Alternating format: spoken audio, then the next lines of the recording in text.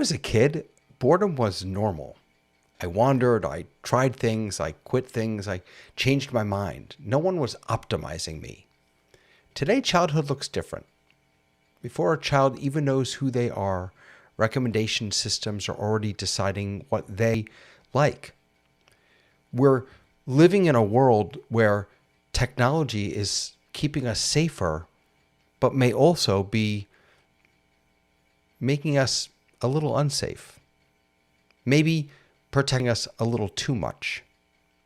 So today on the rundown, we're going to talk about what safety looks like in the age of technology. How much is technology actually keeping us safe? And how much is it just protecting us from our own humanity? Welcome to the rundown.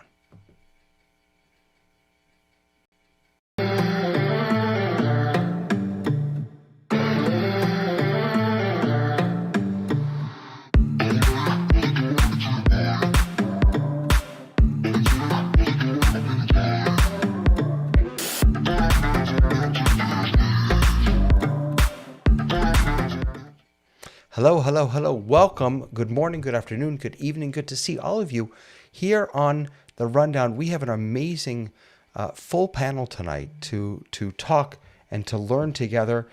Before we do that, I have some really exciting news, which most of you have probably heard, but just in case some of you haven't, it's such an honor that I get to say this out loud, but we have a new CEO of Office Hours Global, and that is Guy Cochran. Guy is Guy welcomed me along with so many of us when we first found Office Hours. He was our trusted salesperson. He was our trusted advisor. He was a calm and steady hand and voice in what, when this all started, was a tumultuous time. And now we get to reap the benefits of not only having Guy as a valued and important member of our community, but as being our CEO. So if you did not know about this, I want to invite you to go over to officehours.global/news, where you can read all about Guy and the work that he is looking forward to doing for us. And Guy, we celebrate you, everything that you do for our community, and all the people who put so much time and energy into making this all happen, including some of my good friends sitting right here on this panel. Now, this is going to be a shocker because she doesn't look like she usually does. Tamara, where are you? I am in a hotel room in New York City. What's happening in New York? How's the snow, Tamara? Well, it is actually because New York is New York. It snows for one day. There's snow everywhere, and then they just chuck that snow right into the river. So right now we're in a pretty dry, slushy time, but it was definitely snowy. The day before I came, I wasn't sure I was going to get out, but I did. Yeah. Yeah. So. Well, you look like you have a great setup in your hotel there. I am so out of my comfort zone, Yeah. but thanks to the Office Hours community for giving me such great advice. It worked 99.9% of the way. And I'm here and out of my comfort zone, but definitely trying. Love it. Love, love, love having you here. And JJ McKenna, I am indeed the tough tech guy, but not nearly as tough as Tony Mobley is. Tony, again, this is going to be one of those weeks for us, my friend. We're like, I see you more than my wife. I don't know. Yes, it is. We had a great conversation last night. Thank you really again great. for being there. It was a great conversation, and I'm looking forward to our conversation that we'll have on March 18th. Absolutely. 100%. And, you know, there's no one better to have a conversation with than Tony Mobley, with one maybe wonderful exception. Lois. Hello. Lois converses not just with people, but with winged, flighty animals. How you doing, Lois? You're saying I talk to the birds, aren't you? I don't know. Do you? Not with words, Okay. but we give them nectar. I mean, that's love. That is That's love. love.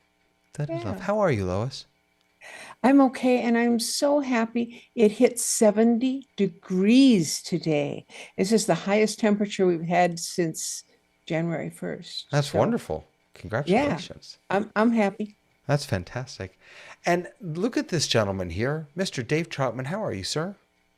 I'm good today. Absolutely. Yes. Just Ready today. for anything. Well, you've recovered from the huge, just terrible loss that you suffered Yeah. when we completely and utterly defeated your hockey team.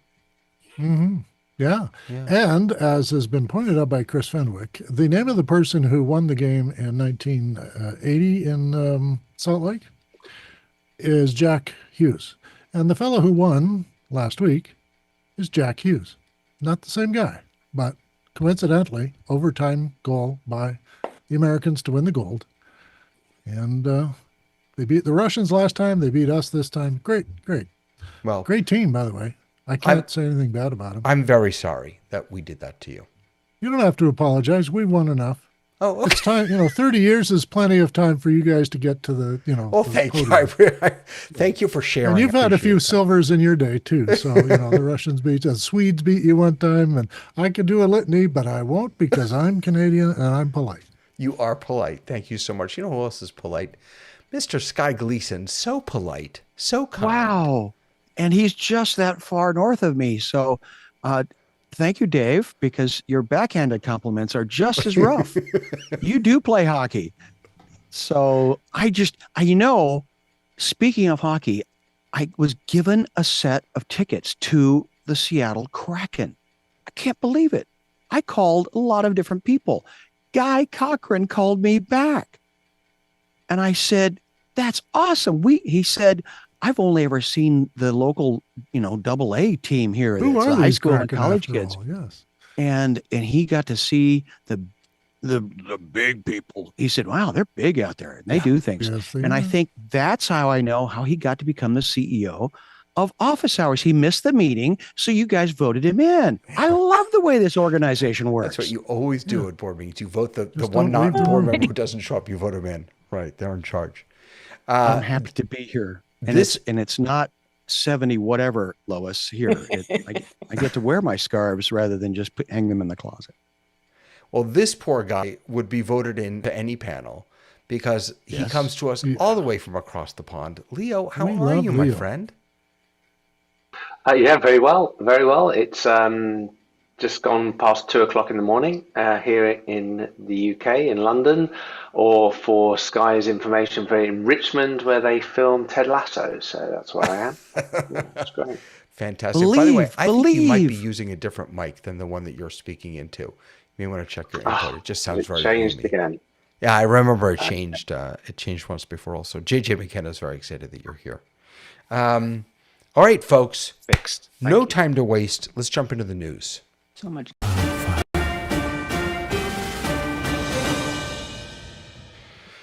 All right, a couple of things this week. Not happy things. Tamara, did you put the third item in the news thing? Oh, that was Sky. Okay, so we'll I did get not. to that also in a second, Sky. But the first thing is, and I did not know this, the only AI I should say the only LLM that currently has access to top secret information is from Anthropic. They have a deal with the DoD, the Department of Defense, now the Department of War. Excuse me for laughing. Well, they have said to the Pentagon, you cannot use our tools for weapons of war. You can't do it. Not quite. Not quite. Not quite. Not quite. What do you want to No. change? Go ahead. Because it isn't just weapons of war. It's agentic things that can kill people without a human interacting. Right. They don't. They have them for weapons of war already. Right. They don't. Anthropic is afraid that the Department of Defense will start using military assets without human intervention, that they will only rely on Anthropic's LLM to get this done. This is a $200 million contract. The Pentagon has said, excuse me, but you're a contractor. You give us your tool. We use it however we see fit. And they've now threatened to blacklist Anthropic from government contracts. So that wasn't the only thing Anthropic was worried about, though. If So, you listen go to ahead. the thing, the CEO was also worried about using their tools to do, I don't know quite how to put it, mass snooping on Americans, having something in your house that can track your movements within your home. I mean, stuff like that. Yeah, there are a few things that they're concerned about. One of them is the use of their LLM for these purposes, and the other is the use of their LLM or their tools for mass surveillance. Absolutely, yeah. So here's my question. There are a number of questions. Should Anthropic have the right to determine how its people who purchase access to its tools, should they have the right to determine or to say how those tools are used? Absolutely. And well, maybe absolutely.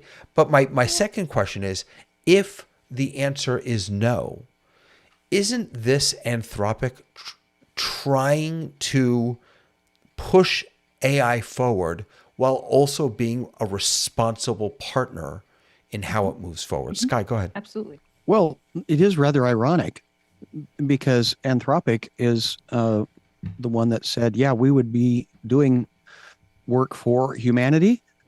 But isn't Anthropic the one that the last iteration of their updated software was created by the software itself? Or is that one of the other LLMs? So that AI is creating its own AI now. They're on the bleeding edge at a rocket ship's pace of this conversation. So maybe they have a right to be concerned about how their tools are used. And historically, the DoD will say, hey, we need this thing built in this way. And then when we're done with it, or a certain amount of time, then you can mass market it the way ever you want to. So we are consumers of many military products, jazz drives, zip drives. Those were all, originally on submarines. If you remember those magneto, the internet as we know it. I mean, Yeah. I think that lots of tech companies have been part of government projects, right? And I think that having a government contract is not in and of itself like a bad thing. I think it's a good thing, and I think that Anthropic is doing it as a good thing. A lot of the people that I've talked to in AI and in robotics specifically are really surprised internally at how fast things are going. And so I think it's a huge red flag that they're saying, hey, look, we really think that it's very possible for someone to start using this without a human intervention, and we don't think that's a good idea. And I think that I'm glad that they're speaking up, but I think it's really scary when we start saying, well, that's okay, we have all these other people who are willing to do these things and not have guardrails. And I think that's the big conversation that is in this space right now. What else? Dave, go ahead, please. Speaking as someone who has had defense contracts worth a lot of money, training people to bomb with their planes and shoot down people who are fighting them, it came to my attention that they do this for humanity. So if you're saying it's an inhuman thing to go to war, then you're reflecting only on the aggressive side and not the defensive side. Our armed forces are called the Defense Department for a reason, not the Department of War, because I think the Department of War is a bad idea. But the Department of Defense, everyone should have one. And I think, speaking reasonably, I hired programmers, 6 of them, and one of them confessed that his hippie parents were not happy that he was doing this. And he had to explain to them that you are here safe because the threat is held back by our defense capabilities. And the defense capabilities have to match the offensive of the far side. If you have an enemy on the far side and they're employing AI to observe you or even their own people, that's what's wrong with those guys. And we should be able to do the same thing to them. So I guess I'm not in favor of war of any nature. I don't like what's going on in many parts of the world, including some places they declare as safe. I'm happy the troubles are over in Ireland, that sort of thing. But it has to be made aware that defense is defense, and whatever you can do to maintain that is what you should do. But can't Anthropic say that's true and not with our They're tool? perfectly in their power to do that and say, we don't want to do the contract. But they can't say they'll do the contract and then tell the military how to build the ship. Like, I'm sorry, they know what they're doing, they know why they're doing it, and they know when they need it. And they know it long before we ever find out. Well, and the contract that they're talking about was written long before the situation occurred. So I am not familiar with the contract. I'm not familiar with the history of it. But if Anthropic is saying, we agreed to do these things, and now you want to do these other things that we don't think are good, then I don't see a problem with Anthropic saying no to this part. You know, if you still want a contract, we'll do the other stuff, but no. Well, then they need to have military college and understand what defense is really all about. They can't just take a moral position on it. But Dave, I think that you're I don't disagree. Well, look, I think that you could certainly argue whether this current Department of Defense knows what they're doing, but let's not do that. We'll leave that aside. Let's assume that they do. I think it's absolutely fair to argue that they know what's best. I made software for the Defense Department, and I did not want to tell them you can't use it for this. Right, but Dave, I had no what rights I'm arguing to do that. is that the Defense Department may know what's in the best interest for defense. They absolutely do not understand artificial intelligence. And so they have hired a company that That's does. an interesting assumption, but presumably, it's a presumption. But I mean, I think that our government has proven the fact that they don't. Well, politicians are different from defense people. I'll tell you that much. There's no comparison. Defense people know exactly what they're doing. They don't do things unless they know. They didn't make submarines until they were absolutely sure they would work all the time. Yeah. And as was said in that little spot about the AI that got out of control, you got to build all the cables for failure, not just to support the bridge. And this is defense. This has to have all the options available to them, or they're using nukes. We should build nukes. Oh, I'm sorry, it's too late. Yeah. So how does let me get Leo in real quick. Department of Lois, hold on one second. Let me get Leo in. I'm sorry. I'm sorry. I'm following on from where David's coming. The Defense Department knows what they're doing. The Defense Department aren't the same as politicians. I've worked on defense contracts in the past as well, in the UK, and they are a company or an organisation which invests a huge amount of money in R&D, and they do bring in specialists. Always they bring in specialists. But I think also, as is said, is you can't then dictate how your goods are going to be used. If you want to dictate how your goods are going to be used, you don't bid for the contract. That's the simplest and basic point. If you hand them over the keys, it's like turning around and saying, "I'm not going to sell you a car, but you're not allowed to drive it on these streets." I think it's very different, because if you watch that and you watch the politician, not the defense people, talking about what he's saying, and you watch what is being, everybody just go listen to it, make your own decisions. I don't think that the contract said what they're now planning to do. I just want to clarify, Lois is talking about a CNN, the CNN coverage of this. Basically, that's the video that I shared with everyone. But we don't know what they're going to do with anything we give them, right? We don't know if that ship is going to do rescuing people, or if it's going to fly in a bunch of people who can be helpful. We don't know what they're going to do with what we give them. But we're pretty sure they know what they can do with it, and that's all that's to be. Contracts aren't written. Even people who contract me for video, they can't spell out how I'm going to make the video, but I can't tell them what they're going to do with my video afterwards. So they could show it and turn it into porn or whatever, and I can't do anything about that.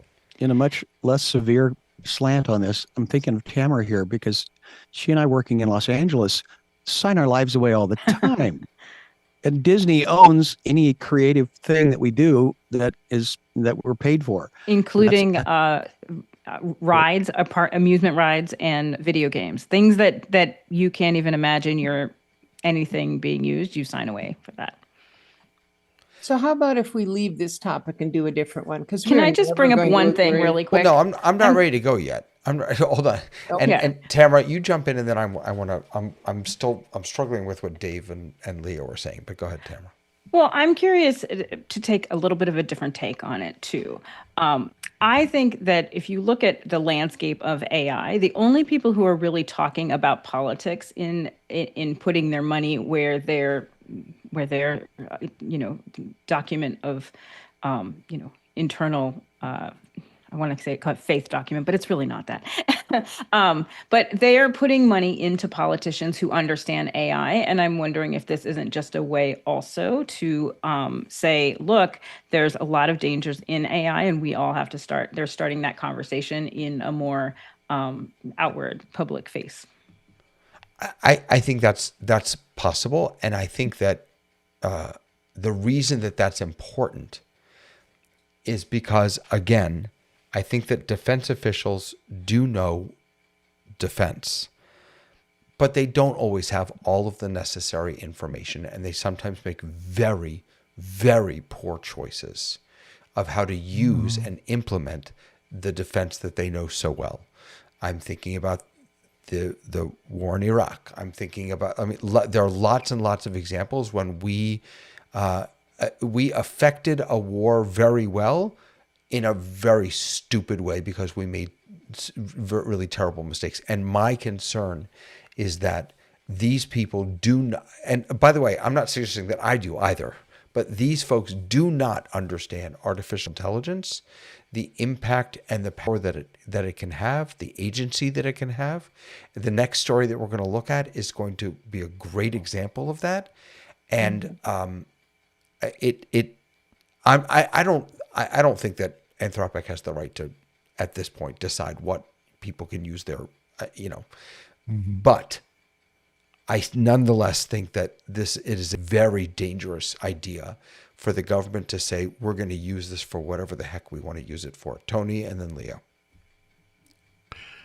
I'm just wondering, is this any different than Apple saying that there's certain media content, films and TV shows that you can't show their devices if the content is not morally safe? Is this different? I'm asking the question. I genuinely want to know what the panel thinks. I'll give you the context for it then. War is not civilized, and Apple is just trying to keep the civilians comfortable and to make sure the laws are protected. But you can't do anything about bad stuff on the internet, but you can say we're not going to encourage or give people the opportunity to find it. They can find it elsewhere, but not on Apple. That's not the same as we're going to go to another country and do something. Leo, go ahead. I think the example here, really, in looking at history and go forward, is if you watch the film Oppenheimer, and how that the protagonists in that film decide, or as much as we understand they portrayed it, to say that they urged that what they built wasn't used in the way it was used, and it was not listened to. It's really hard, because ultimately, if you are in the Defense Department and you have something, and could you just imagine that you get to the point and then the weapon says, no, I refuse to work because my people who made it said it's not, I'm not allowing you to do that. You can't do that, unfortunately. Unfortunately, if you hand things over to a Defense Department, then you are handing them over what you're giving them. And that's how it works, whether we like it or not. So when we hand over, Tony, go ahead. I'm sorry. No, I just wanted to ask if, let's just suppose that Anthropic's AI was given the 3 laws. And so if it had the 3 laws and it was used by the Defense Department, how would that work? And I asked the question because that might be what they're, going to. Are you talking about the three laws like from the movie? And robotics. Yeah, the 3 laws of robotics. Yeah, Isaac Asimov's 3 laws. Yeah. I mean, you can't that's just do a that. book and a movie, though. Like they have safeties on guns for carrying them around civilians, but they turn off the safeties when it's a war. So I'm sorry, it's what a gun was made for. So you can't tell somebody that the robots are not going to kill somebody because that's what they're there to do. Well, here's the good news then. The good news is that in a study conducted at King's College London, 3 LLMs were tested, GPT 5.2, Claude Sonnet 4, and Google Gemini 3 Flash. They were put in simulated geopolitical crisis scenarios, and in 95% of the simulations, at least one side used tactical nuclear weapons. So, yay for hallelujah. King's College.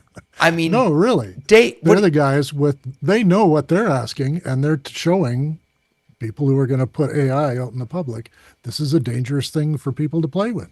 But yes. Wait a second. This is not a game. This is doing exactly what you were just arguing for. No, it isn't actually, because they're only given certain parameters, and then they all came to the same conclusion that when ultimately the fight is the fight, and there's no other options we've all explored, and diplomatically there's no other turn. That's what they were looking into. They were looking at, is there a diplomatic solution? Is there a trade or a negotiated solution, or is there a fight? And then when it came to that the only option was a fight, then it escalated all the way to the ultimate solution, which is to bomb somebody. I think that was a very good exercise, and it shows what's going on. And we're all appalled by the fact that this is a logical conclusion. But it's also Putin's logical conclusion. If he doesn't get his way, he just might go for the nuclear option. We don't know if he will or not. We're sure got our fingers crossed, but we don't know. And what are the solutions if he is losing and if somebody is trying to kill him? So I think, King's College did a great job showing that AI will come to many of the same conclusions a crazy person would. Yes. So I think the solution for it is to get the AIs to play tic-tac-toe. And if you know they don't have a moral center. I'm sorry. AI does not have morality. No, and we're all talking about human morality. Where is Matthew Broderick when you need him? They don't fit together, these two things, because the left brain is dominant and the right brain is the only part that will say no. But the right brain is doing it right and keeps doing it right until it's a foregone conclusion. And we're all in a left brain world right now where it's all concrete and nobody wants to talk abstracts. And we're here talking abstracts, and I really like it. But, I've been reading this guy for some time now, and his book is about the left brain and how it works with the right brain and how much of society is built around this process. And, I'm a third of the way in, and I'm appalled by what we're doing as humans. But this is what we get. We get technologists who say, engineer the problem. And then you go, yeah, okay. Let me tell a small story about a factory that wanted a conveyor belt with a sort of process on it to see if the box is empty. They had a boxing system that sometimes there was no product to coming and it still made a box. And they were having a guy who was supposed to stand there and pick up every box and see if there's something in it. And they wanted to get this guy out because it's just a person standing there most of the time. And they got some engineers in, and the three of them worked it out and said, well, we got this device and it was going to weigh the box and see. And then the machine that was supposed to pick up the box kept crushing product. And they said, well, that's not working. Oh, we got to re-engineer it. They gave up on it and said, well, we're not going to do it. And then they let the guys on the shop floor take the question. And they came up with a grand solution that was very cheap. And everybody went, what? Well, the system is that the box comes down the conveyor belt. There's a garbage can on the other side. And on this side is a fan. Mm-hmm. Blew the empty box off each time. So engineers don't always have the answers, but they'll engineer a solution for you any day of the week.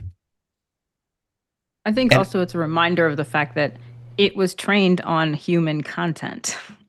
It was trained on everything that is us, which is flawed. It is not perfect. So not I think everything.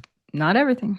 But I feel there's like not a lot of emotion on the internet. So. I feel like we're missing an essential point, and that is that And you got at this earlier when you were explaining that in when there was an attack, the AI responded to counterattack because that's what you do. But that doesn't have to be what you do. That human beings, because of that right brain, have the capacity, even under attack, to de-escalate. And the AI showed none of that. And so when we're, God forbid, in the middle of something and we're under stress and we're under compressed timelines and missile alerts and rapid, we're going to defer to AI recommendations because they're quick, they're fast. And we're going to lose our humanity in what we could possibly do to get out of the mess that we've gotten ourselves into. And AI. Has anybody here watched A House of Dynamite? No, I have not. That is that subject, because there's an unknown launch of a nuclear missile towards Chicago, and you get to see, because it's actually based on what they do, to try and figure out what their options are as this thing approaches. And they go through all the things you're talking about. They negotiate, they work out, well, they call Russia, say, are you guys involved? And they say no. And then all the things start to fall in because there's only so much time they have before this thing hits. And the president has to make a decision by the end of the movie.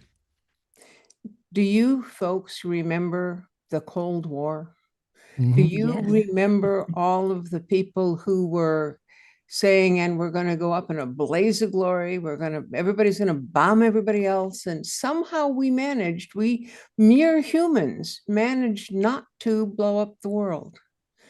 And the fact that 95% of the answers on the AI war is blow up the world, I think we got a problem.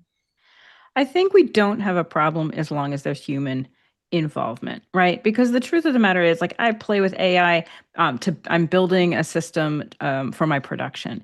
And the truth is, I say, here, I need this thing, and it does think faster than me. And so in situations where we're asking humans to think about through all of those different strands at a time, AI can actually be really helpful.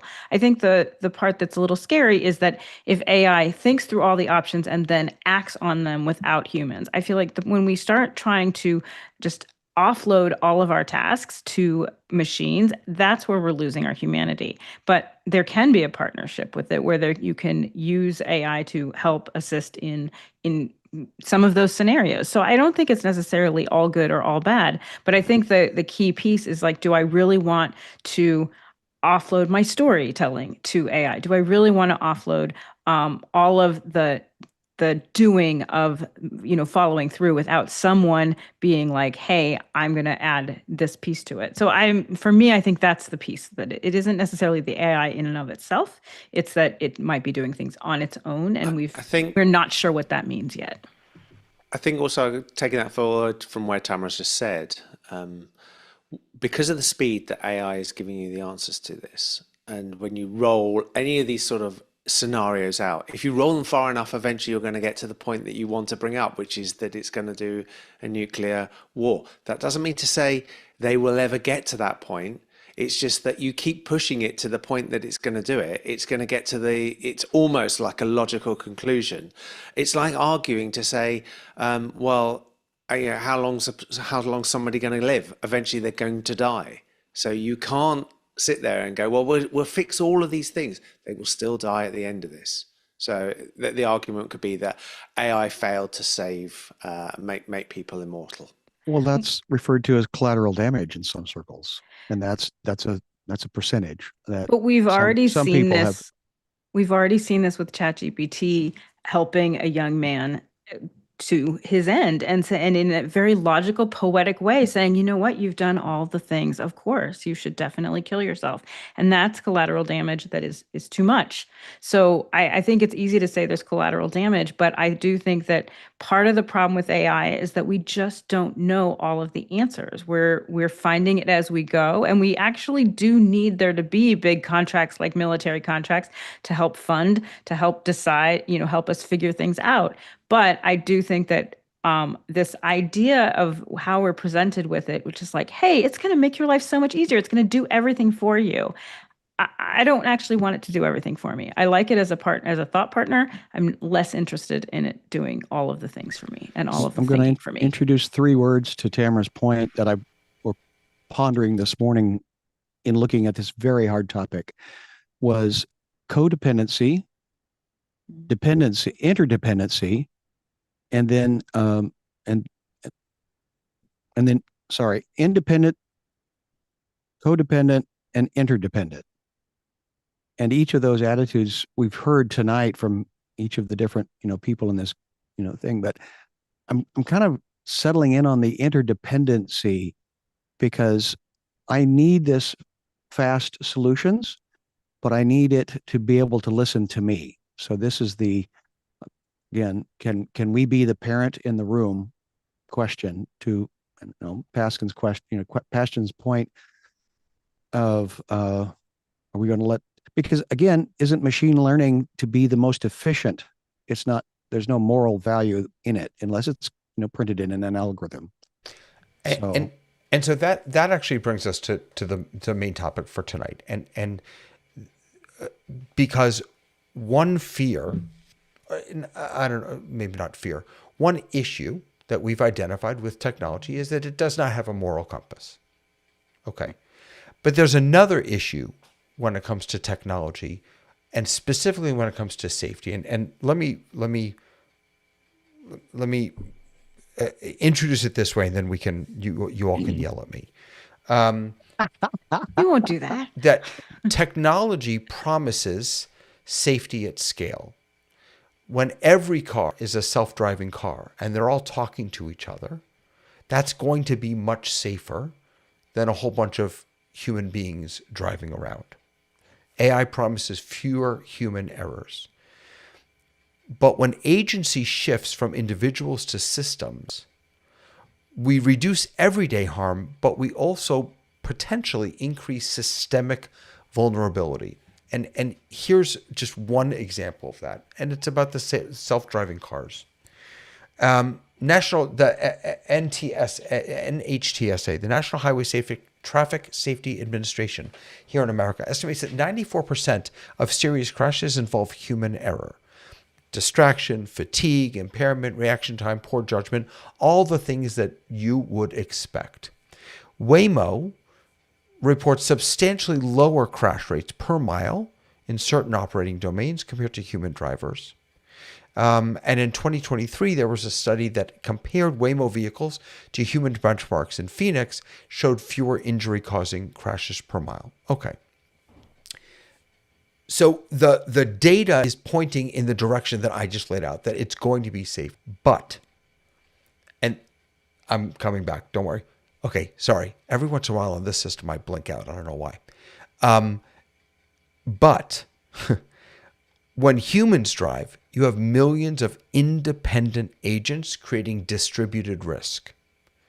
When autonomous systems drive, risk is concentrated in code, training data, and cybersecurity. You've got one system that is controlling everything, which means that when that one system has a failure or a point of weakness, the safety risk can be much greater than when a human being makes an error. Well, all you do is you just go over to that's a frame. You go to you go over to Tomorrowland, because if I were on Autotopia in Disneyland, I'm not going to get killed there because it's all on a very restricted track. So what is the percentage of people that have died? Unless something happens to the software of that system, which turns the whole thing upside down and throws you out, and everyone. I mean, but now you're in the water with the submarines. So isn't there a world where the happiest place on earth? When we first logged on to the internet, we were all logging in through SprintNet and over the course of time, now there's more options. There's not a lot more options when it comes to big infrastructure, but there's still more competing options. So with this, don't you think that somewhere along the line, there will be also more competing options, so it won't be the entire thing goes down?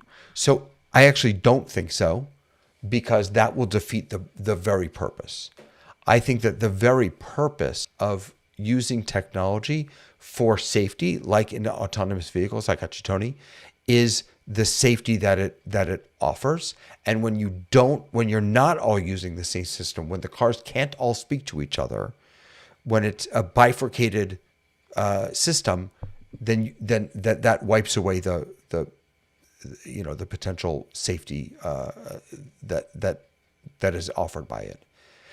And when you've got everything under one system, imagine, God forbid, a coordinated cyber attack on that system. But again, when you're talking about, let's just take driving, the system of driving that makes everything safe is not any individual car. It is a system of rules and regulations that we put into place that then becomes the standard for all of the cars that are made. So I'm not sure that we are stuck to one system for the end of time. Fair enough. Tony, go ahead. I'm looking at this a little bit differently, and this is my pushback on that. The insurance companies, the auto repair companies, the cars who have been damaged that are replaced by some people have one accident, they replace their car. So if you eliminate all of these things by safe driving cars, I would argue that you do run a higher risk of intentional hacking of devices or cars, or bringing down of the infrastructure in order to justify having other systems that support safety in driving being pushed forward. I am one of those people who has been around long enough to understand that a lot of things are moved forward because there is the idea of return in or on investment. And so that's not something that we ought to separate from the equation. It's important for us to understand that there are people who are greedy, and because they are greedy, if they are not able to maximize their return on investment. The question then, I go back to Dave Troutman in the sense of a social construct versus a public business construct, to Tony's point of who's building the system. When we went to the moon, from my understanding, we had, when I started looking into it, the comment was there is more technology in your Casio, data bank watch than what was, put people around, on the moon. But they had no less than 8 different backup systems. So to our anxiety, it was designed that something was going to fail. Now, in this universe of move fast and break things attitude in the AI of the world, backups are not a contingent. We are the backup. We'll just build something else. So that's the chemical construct that I'm a little anxious about between a social good or a commercial good. Wasn't there This is a great blackout of subject. some kind in San Francisco where all the automated vehicles came to a stop, or were confused, or were sent to the curb? Yeah, we talked about that. That was just recently. Yeah. So and a little of that is that they tried to have a safety mechanism in there to protect any pedestrians who might be wandering around when the power's out. And so you've got that going for you. But for me, safety is a relative term. It's a little unsafe to walk in the woods in Canada because there's danger all around you and you might not come back alive. So you have to have some skills involved. And I don't think AI has those skills. I think it has a lot of parameters and rules to go by. And as they add more rules, they seem to make better decisions. But in fact, they do not know and are not trained to do anything other than carry you to a new location. And all kinds of things can happen in the meantime. Leo, go ahead. Okay, so this is a great subject, and there's a couple of things that we're unpacking here. The first is that the ability for these systems to, as you say, when these systems become large, they become much more vulnerable if anything ever major happens. We are making some assumptions, or the systems make assumptions. The biggest one, obviously, is that where something is and what speed it's moving, etc. So something that could be completely separate to the safety system on the device or the vehicle could be GPS. And if the GPS is hacked and turned off, then we have a major problem. An example happened in the UK when they started rolling out trains with GPS that were GPS enabled. They couldn't open the doors until they were actually at the platform. And then they had found that it was foggy one day or something, and they couldn't open the doors to get people off the trains. So there is big major issues that come around this. The other side of this is that we are, as someone has said, we are the safety net, the backstop.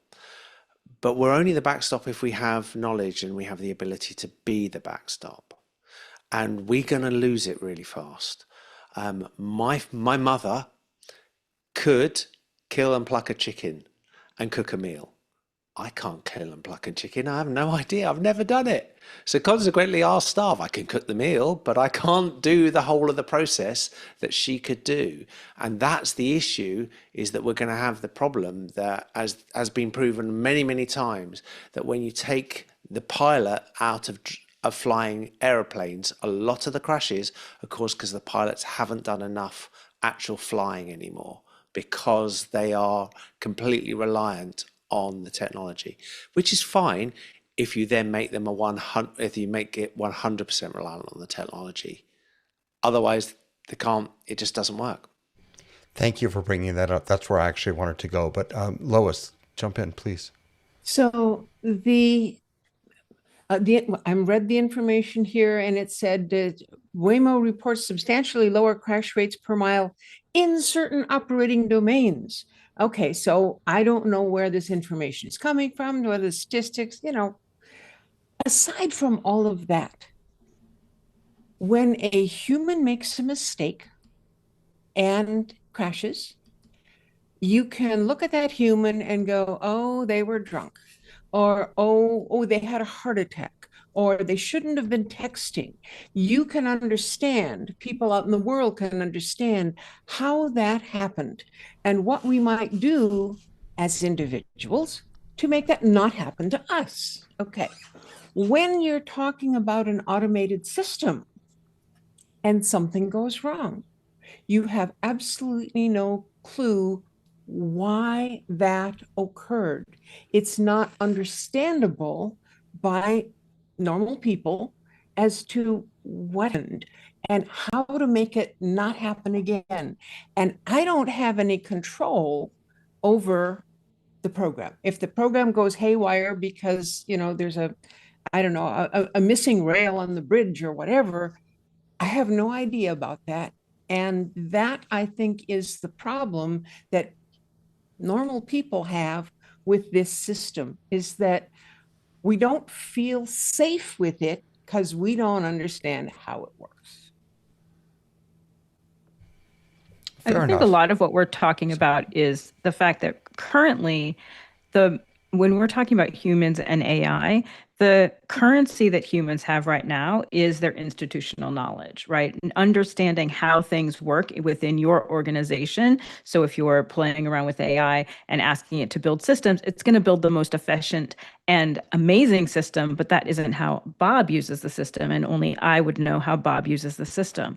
The problem is if we start projecting into the future, we kind of can compare it to things that have happened in like customer service, where you call and you have 19 buttons to choose which person, and they, you're not even knowing if you're talking to a real person, and then you're bumped out. And that is, I think, what the basis of our fear is, because we've seen where we start having technology replace people and there's no people involved, that you're like, wow, then cars can do that and all of these other things. But if we're going to replace institutional knowledge with machines, and at some point that institutional knowledge will no longer be around, then that's the currency right now is what you know about your company. And as soon as that becomes not usable, then we are in a system where humans don't have the ability to be the arbitrator of what's going on. Sky, go ahead. In those human systems, I started talking back to my LLM this week. It was so gratifying. I was telling it, no, your information is not right. No, where did you get that information? And it had started, entertaining me with, oh, well, you said this one thing. I said, I was typing with my eyes closed. I don't have no idea what you typed in. So stop assuming things, and also stop being my professional coach, because you don't know all the information. And so I'm just curious about humans like Lois. Sorry, I'm going to stop doing that. I'm sorry, Lois. Humans that are, how do I do this delicately? Don't be delicate, just do it. Well, thank you. But I ask permission, because I respect you deeply and love you with all my fists and fingers. But if there were a person that had lived in a society where there was trust, and you have your community and your social interactions, and then somebody does this authoritative voice, even if verbal, you would go, oh, well, yeah, of course. And then you would take that authoritative voice as authoritative when it's completely inaccurate and or wrong. Please, Leo, help me out of this conundrum. I can't help you out of that conundrum, but I'm going to go back onto the subject of, a lot of the times when we talk about this, it's always about cars. And Tony also mentioned about the cost or the relationship between car manufacturers and selling and recouping money. And this it's not dissimilar to what happened with the tobacco industry.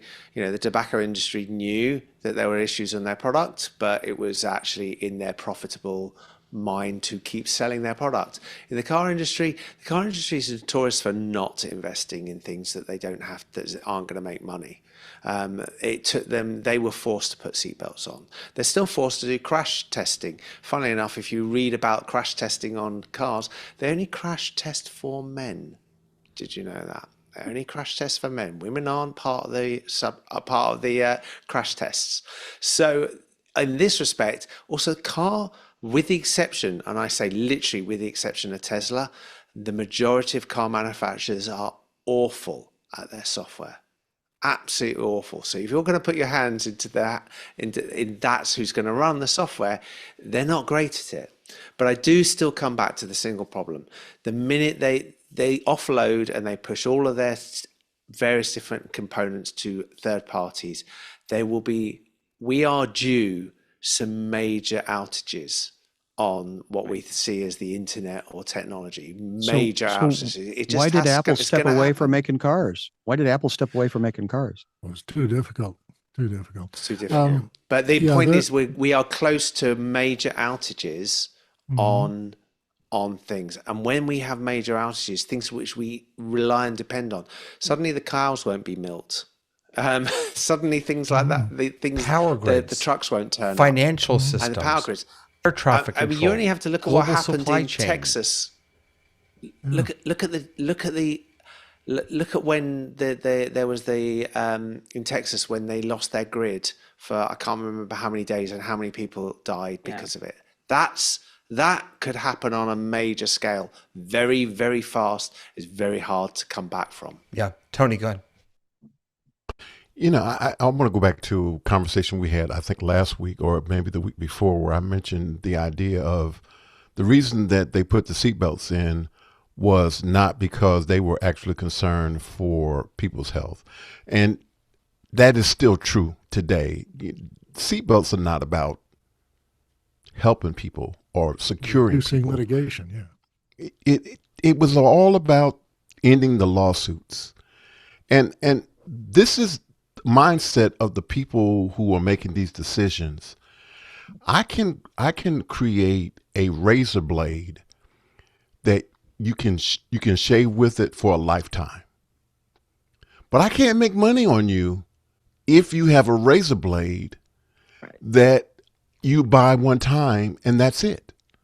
So I have to build in a depreciation or a method that this particular device is going to break down after a certain length of time. The term is planned obsolescence. Yes. Yeah. And so if you do that with a car that is self-aware, that component is going to also be there.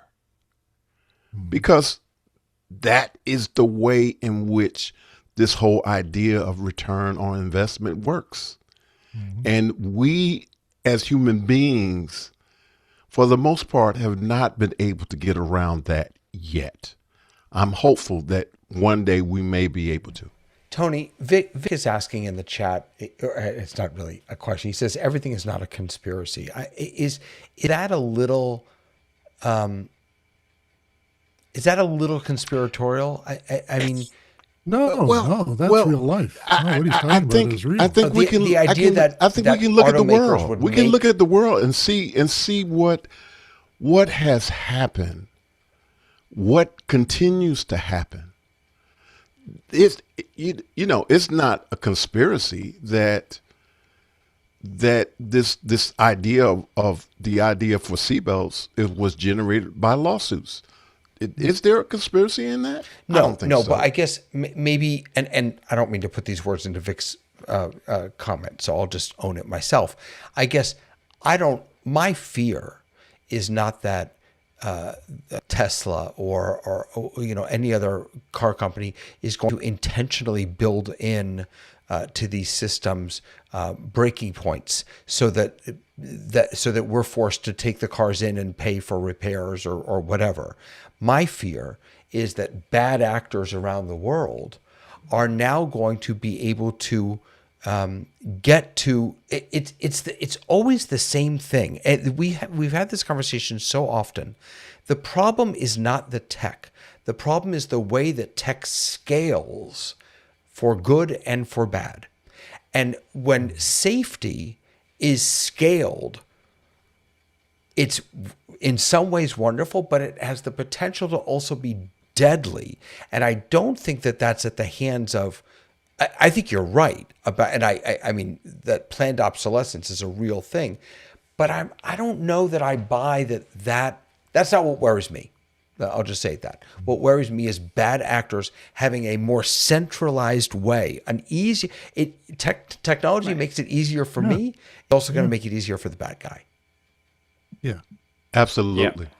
Yeah, absolutely. And just sort of to piggyback on what you just said, David, I was having a conversation with somebody and they were just talking about with me today, and they were saying, "Oh, you're just so doom and gloom."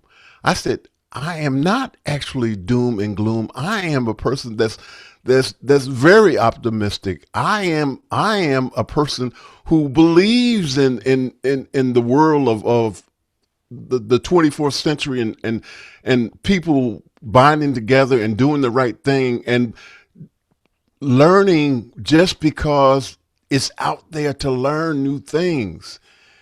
But at the same time, I'm a person who has experienced a lot of things. I've seen a lot of things.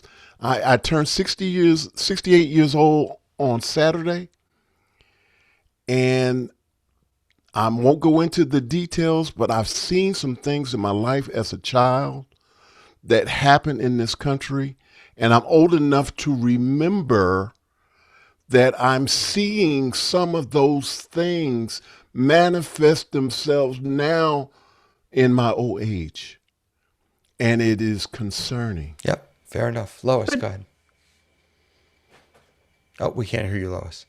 And then I'll make the rounds after she jumps in. Dave will come over. Okay, so when Tony was talking about a razor blade that will last forever, I got to thinking how different it is with the young folks today, where the clothing that they get. You wear it, you discard it a year later, whatever. It's disposable clothing. That is such a strange concept to me. I mean, the shirt that I'm wearing, I bought 20 years ago, and it's just still fine, But our assumption that things will be as they were is kind of foolish if we really believe that. So I don't believe that everything's going to be the same as it was, but I do think that we can make it so that the safety issues, like robots in the workplace, is that safer for humans? You aren't on the line, you aren't getting your hands mangled and all that stuff, sure, but also what are the trade-offs? And so what are we giving up in the goal of trying to get more safety? And I'm back to the self-driving cars, because I think that is the place that it is most obvious. Dave, go ahead. Well, I'm going to go with Tony's thing about the razor blade too, because I don't buy an axe every year.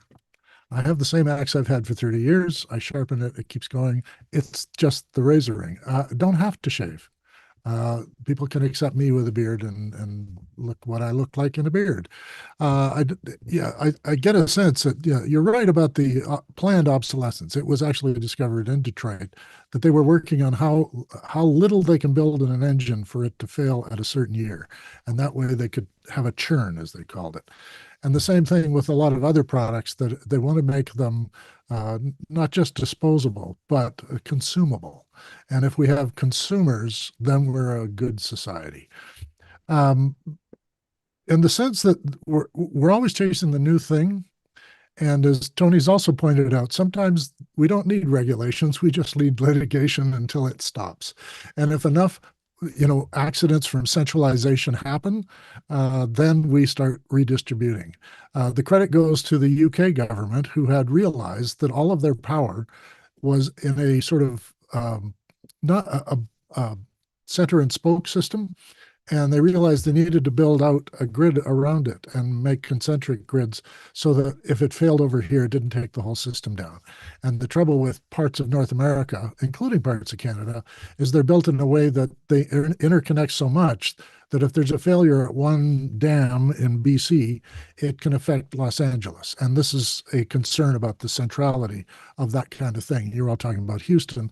They built their own power system because they didn't want to be able to rely on outside power, not just for the costs and everything else, but because that could be turned off. And in Canada here, we have the capacity. Apparently the president thinks there's a big valve that we can turn the water off and you won't have any. So it shouldn't be centralized. I wanted to mention mental health and the sense of safety that an employee has. If they feel comfortable in their job, appreciated, have a job that's satisfying or at least fulfilling enough for them to go home happy. And we're in a world now where the peasants are running the machine and the bosses are making the money. And this makes people very unhappy. And if you have automated systems replacing people, we have to have a plan for mental health supports for people whose whole identity was in what they did for the community or in some sort of capacity in an industry. So I'm an advocate of looking in that direction to say, if these things are going to happen, we should be planning for it, not sort of looking at how we should make sure the moral center is always in the middle. Leo, go ahead. I think these are great subjects, and they all interact. Everything that we've talked about tonight have crossover into various different parts. The point in my mind is that we can always look at the doom side of all of this stuff. We have to also look at the success of all of this stuff. We are moving in a direction. We as humans do this. We always want to find what's over the other side of that cliff. We always want to find, and we are using these tools to do it. And sometimes, unfortunately, it doesn't always work. And we learn by those mistakes, and that's the important thing. That's the bit we've got to find out. It will always, if you put into a computer and say, what's the disaster, it will go to the disaster. In respect to this, on the safety side of this, we only learn about the safety until there's a crash. You don't know about the crash. You can't factor in the crash until a crash has happened. So that's the only way these safety systems work. I'm a big fan of a podcast called 99% Invisible, and they've covered many, many, many of these subjects on there. Why 2 Mile Island, the actual problem that happened there was because somebody added in additional safety, and it actually caused the problem. And it's really, really fascinating how these things come about. And that's exactly where we are with all of this. And it's we will unfortunately have to have automated cars crash for us to improve the safety on automated cars. So here's there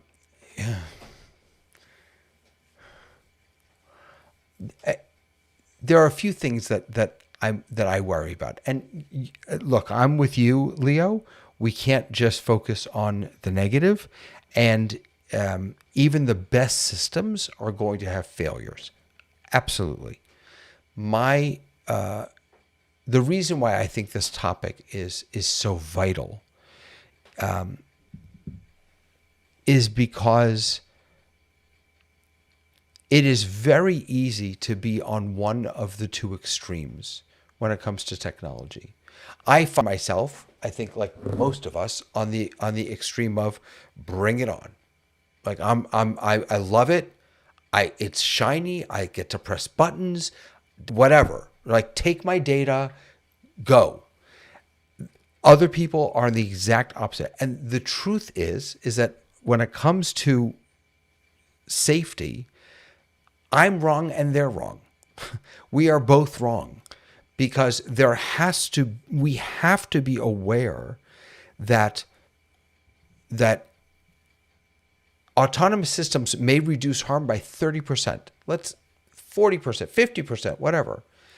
But the distribution of risk is changing. The visibility of failure is changing. The ownership of responsibility is changing. The relationship, as Sky was saying before, between dependency is changing. And as Leo was talking about, competency, I think it was Leo, it was someone, right? And that we are going to lose the ability to do these basic tasks, some of these basic tasks, because it will all be automated. And that fundamentally changes, I think, not only society, but our safety within that society, especially that distribution of risk. That to me is the big one. When everything is in an LLM or is on a server or is online, when everything is just a computer virus away. Yes. It's not necessarily all bad though, because two things can be true. It's definitely not all bad. But listen, yes, the seatbelt was instituted because of a lawsuit, but no one's going to take the seatbelt out. Even if we said you can take seatbelts out now, it's okay, because the truth of the matter is that becomes a marketing tool. And safety, if you go and buy a car, I bought one last year, the safety features are the things that they're touting. So I feel like sometimes we do learn more and we make things safer, but that's not likely the thing that is going to be going to be taken away. There's going to be other things that fail that force you to get a new car, but they're going to hopefully not be the safety things, because that is actually worth more to a business than not. So I think that some of these things, there is a give and a take always. And it's one of those, we can't be afraid to go forward because of all of the possibilities that it's going to be bad. But I do think we have to go cautiously so that we can say, hey, this is a problem. How are we going to solve it? And we need more people who are going to think in advance of those problems. Right. Which is why I'm not right. And the person who's actually right. against penalty isn't right. It's absolutely somewhere in the middle. Lois and Sky, and then we're wrapping. Lois and Sky. Okay, so I want to bring us back to the first thing that I was talking about, where if a person has a crash, you can look at that person and figure out what went wrong. You can assign responsibility to them, even liability if you want.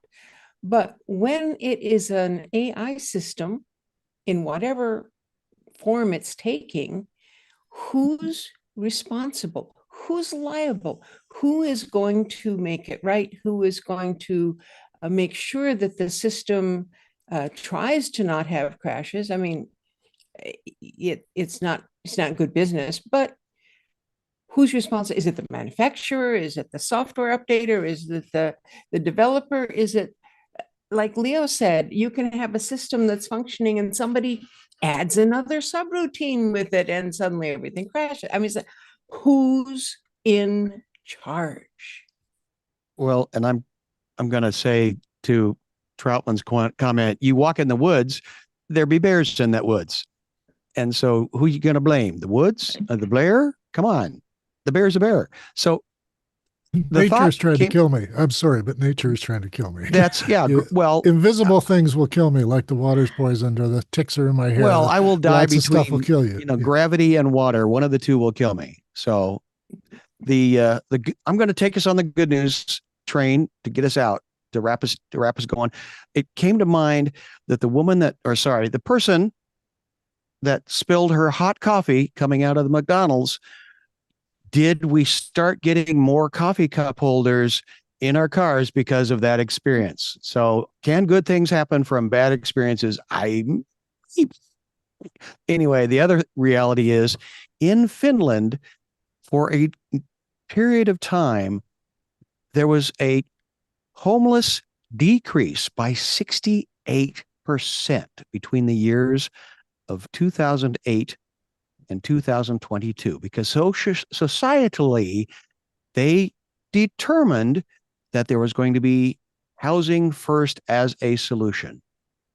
And the decrease of that need was taken into account. So can we do some good in the world as humans? Apparently it can be done. Now, I thought that was going to be a really great thing. And then it came at the very end of the comment. It says recently data slightly rise between 24 and 25 due to economic pressures that is raising the rent and the costs. Now, can that also still be addressed? Is the pendulum going to continue to swing? Well, Lois, I guess that's where I'm going to say, I think you and I need to understand that they died. They lived in Terre Haute, but they're gone. You and I are the people that are they. Thank you, guys. I appreciate all of you in this conversation. I want to give a couple of notes. First of all, next week, I was hoping we could talk about algorithmic childhood versus human development. Those of you who actually pay attention, which does not include me, will notice that I was reading the wrong intro when this show was starting. I was reading next week's intro. So next week, what I want to dive into is, from recommendation engines and adaptive learning platforms, modern technology is shaping identity before children have even had a chance to explore the world. And so I want to talk a little bit about the optimization of children, the optimization of society. Before we opportunity even have for a great chance stories. to Yes. I love become. it. But a couple of other notes. First of all, this Tuesday, there's going to be a fantastic specials from Office Hours, which I'm not going to be on, but I am going to be TDing it from the back end because it's all about eCam. And so they have all the best eCam folks coming on: Doc Rock, Daniel Chi, Alec, help me out, Leo. Alec, Alec, I'm so sorry. I'm forgetting his name. Alec. And who's the fourth person? Daniel, Alec. Oh, and oh my God. You'd think I'd have this prepared. I know all these people personally. It's terrible. Cue cards. This is why cue cards. Little 3x5s. Cue cards? Is that what I need? It's Yep, they're blue in TV. Wait, I'm going to it right now because this is going to be worth it. These people really are fantastic. Doc Rock, Kirk Nugent, Alec Johnson, and Daniel Chi are going to be joining Bill our host. They are the gurus of Ecamm, and they're going to be talking about Ecamm and its use for professional production. And because it's a show all about Ecamm, we wanted to make sure that it was run on Ecamm. So I'll be behind the scenes putting the show together, which is fantastic. Thank you, Florence, for putting Johnson in the notes. I appreciate that. Alec Johnson, he's amazing. So that's going to be Tuesday night. Please join us for that. Please join us on all of our shows. Tomorrow morning, do we have a show? We do have a show tomorrow morning, yes. Friday mornings, we have a show. We will also have, we'll be in the kitchen tomorrow afternoon, the Zoom test kitchen. Would love to see you there. Tony, you're taking next week off, I believe. Is that correct? Yes, we are off March the 4th. We're having that day off. Also, my wife's birthday. Well, there you go. That's a good enough reason to have a day off. Grateful to all of you for being here, for everyone who's watching and participating online. Richie, Gary, Vic Hernandez, AV Trainer. I got to look in two different places. Tim, Brody, Florence, Paul, Steve, Tlalak, all of you. JJ, really appreciate you being here. Very, very much. Happy birthday to Tony. Happy birthday to Tony. Happy birthday, Tony Mobley. I thought I'm getting chiming in. Okay, happy birthday to you. Okay, we're done. It's his My wife's present is birthday. not to That's sing. I have a happy last birthday week. button on my Last stream deck, week. but it's only Last the one in week. my office. I don't Was have it? the one. I I don't missed have that it. button here. Sorry. My friends, have a lovely rest of the day. A great weekend. We'll see you next time on The Rundown. Bye, everyone. Woot woot.